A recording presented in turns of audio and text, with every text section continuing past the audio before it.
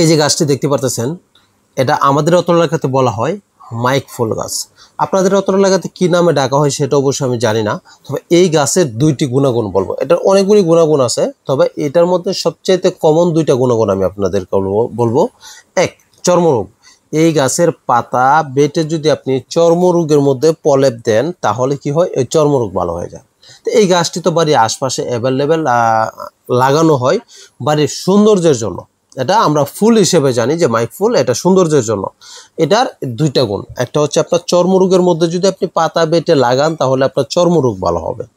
আর দ্বিতীয়টা হচ্ছে আপনার অ্যান্টি ইনফ্লামেটরি অর্থাৎ প্রদাহনাশক।